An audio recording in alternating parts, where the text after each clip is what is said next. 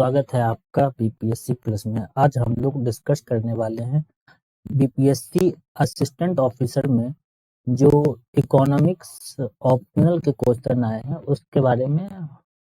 और जहां तक हमें पहले से पता है कि इसमें दो सेक्शन में होते हैं क्वेश्चन, और एक सेक्शन 1 और एक सेक्शन 2।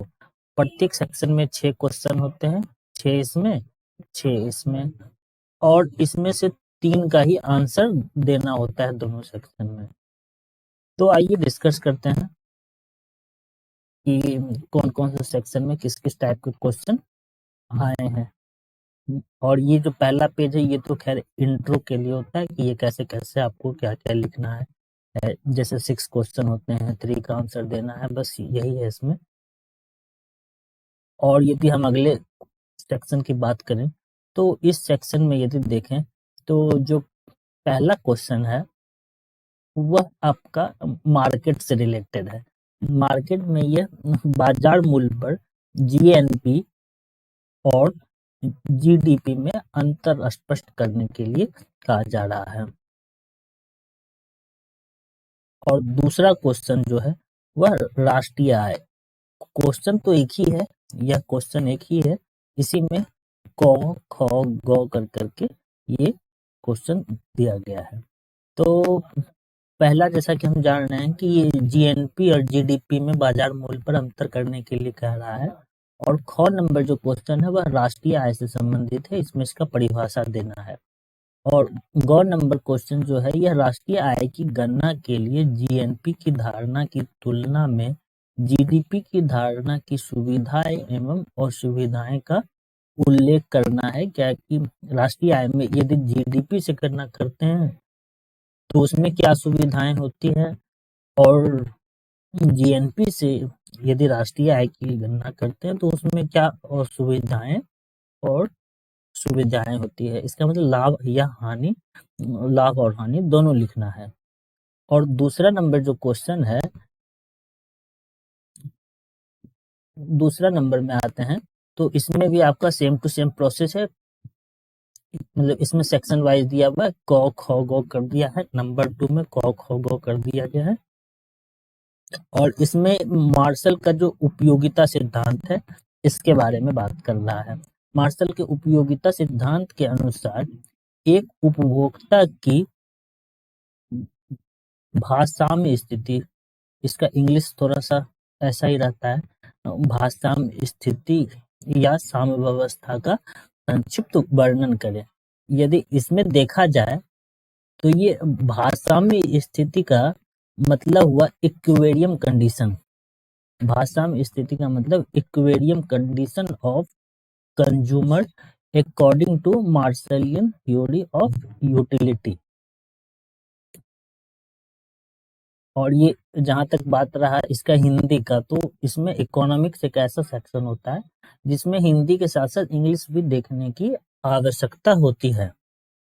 और नंबर ख की बात करें तो नंबर ख में मार्शल के उपयोगिता सिद्धांत की सहायता से मांग के नियम को बताना है। थ्योरी ऑफ डिमांड के बारे में डिस्कस करना है। नंबर ग देखें तो मार्शल के उपयोगिता सिद्धांत के अनुसार मांग रेखा एक विशेष प्रकार की रेखा है। रेखा का ज्योमेट्रिक नाम क्या है और कौन सा अनुमान इस प्रकार के लिए उत्तरदायी है, ये क्वेश्चन है तीसरा। अब सेक्शन 3 नंबर क्वेश्चन में ISLM की थ्योरी का जिक्र किया जाता है।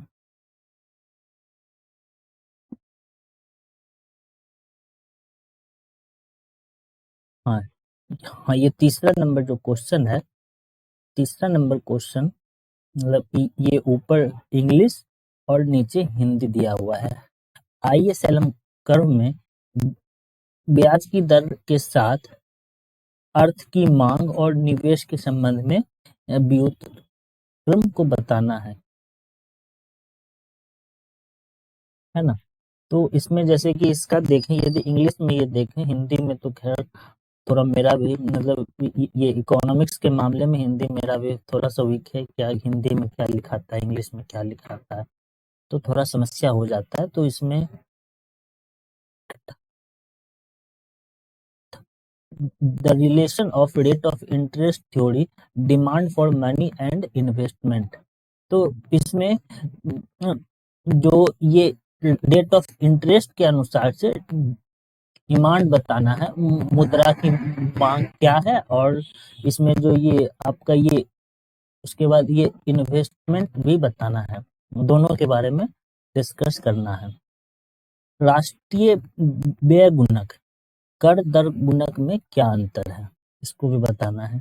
किसी स्थिति में और क्यों राजस्व नीति आय स्तर को बढ़ाने में सबसे ज्यादा प्रभावपूर्ण होती है।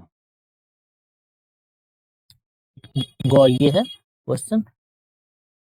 अब आपका चौथा नंबर क्वेश्चन है। चौथा नंबर में 2 क्वेश्चन दिया गया है और दोनों का आंसर देना है।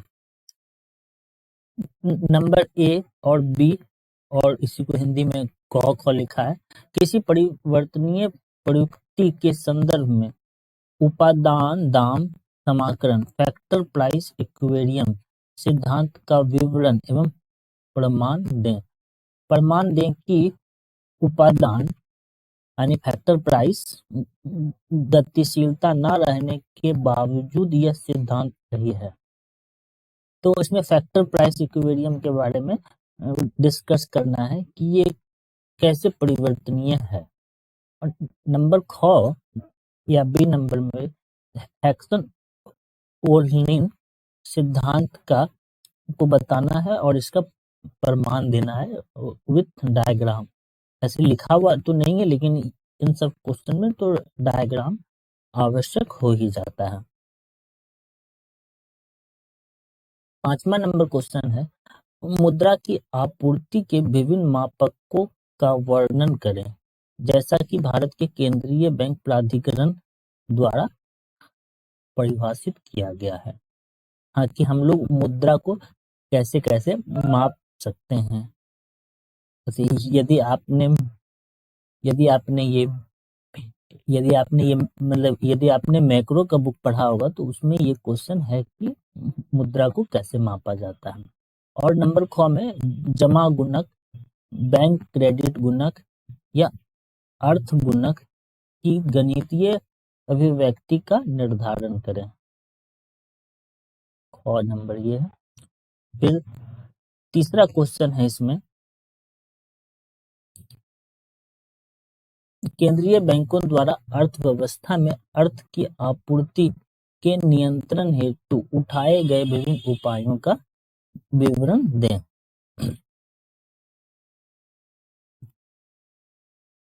6 नंबर क्वेश्चन है। 6 में भी 3 क्वेश्चन है, क ख ग। तो इसमें आनुपातिक एवं प्रगतिशील करों का अंतर स्पष्ट करने के लिए कहा गया है।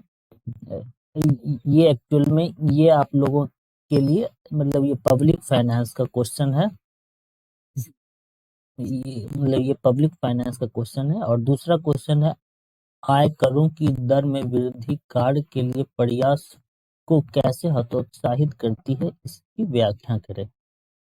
तीसरा क्वेश्चन है, भारतवर्ष में या भारत में कुछ भी बोले एक ही है, 2017 में लागू जीएसटी की मुख्य विशेषताओं का उल्लेख करें।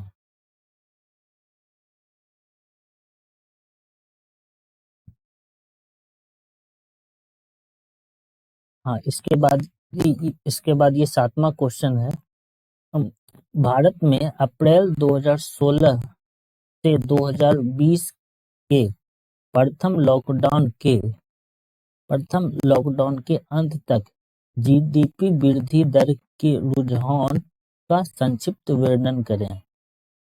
इस रुझान के कारणों का आलोचनात्मक परीक्षण भी करना है कि जीडीपी कैसा रहा, अच्छा रहा या खराब रहा। अच्छा रहा तो उसे कैसे सुधारा जा सकता है, इसी तरीके से आलोचनात्मक व्याख्या करनी है। अब 8वां क्वेश्चन है, एक प्रधानमंत्री की एक योजना आई थी, कर्मयोगी मानधन योजना। इसकी मुख्य विशेषताओं का विवरण देना है। क्या आपको लगता है कि ये योजना लक्षित अंशों की सहायता करने में सफल होगी और इसे अपनी सोच के पक्ष में तर्क दीजिए। ऐसा इस योजना के बारे में मेनली डिस्कस करना है। 9वां क्वेश्चन है, कोविड-19 के संक्रमण के दौरान आर्थिक आपदाओं को घटाने में भारत सरकार के वित्त मंत्रालय और आरबीआई द्वारा ली गई प्रमुख आपातकालीन व्यवस्थाओं का विवरण दें। इन व्यवस्थाओं के पक्ष और विपक्ष में सटीक कारणों सहित तर्क दें। और इसी के साथ ये मतलब लास्ट नहीं और ये मतलब 10 नंबर क्वेश्चन है, अपने पूर्वानुमान से कोविड-19 के सर्वव्यापी महामारी का निम्नलिखित क्षेत्रों पर क्या प्रभाव पड़ा। ये औपचारिक क्षेत्र और अनौपचारिक क्षेत्र पर क्या प्रभाव पड़ा है कोविड-19 का, कृषि क्षेत्र पर क्या प्रभाव पड़ा है और अंतर्राष्ट्रीय व्यापार पर कोविड-19 का क्या प्रभाव पड़ा है, इसके बारे में लिखना है। पीडीएस सार्वजनिक वितरण प्रणाली, वो हमारे यहाँ ये मिड डे मील चल रहा है और जो भारत सरकार कोविड-19 के दौरान काफी सारी फूड योजनाएं जैसे फ्री में मतलब वो अन्न बांट रही थी, मतलब वो कुछ केजी था 20-25 केजी गेहूं चावल इस तरीके से, तो वो सब पीडीएस के अंतर्गत आता है। तो पीडीएस में भारतवर्ष की बढ़ती हुई बाजार अर्थव्यवस्था को प्रोत्साहन के साथ साथ फिर से जान डालने की जरूरत है। हाल के वैश्विक संकट को ध्यान में रखते हुए पक्ष और विपक्ष में तर्क दें। और 12 नंबर ये क्वेश्चन है, बिहार में जीविका संस्था का एक संक्षिप्त विवरण दें। बिहार के सामाजिक विकास को प्रोत्साहन देने हेतु जीविका के कार्यकलापों का एक लेखा प्रस्तुत करें कि ये कैसे होता है। तो दोस्तों ये जो क्वेश्चन था आप लोगों के बीच, तो ये क्वेश्चन था असिस्टेंट ऑडिट ऑफिसर, जैसा कि हम लोगों ने पहले देख चुका है, जैसा कि हम लोगों ने पहले अभी डिस्कस भी किया है। तो यदि आपको सेशन अच्छा लगा हो तो इसे लाइक और सब्सक्राइब कीजिए सेशन देखने के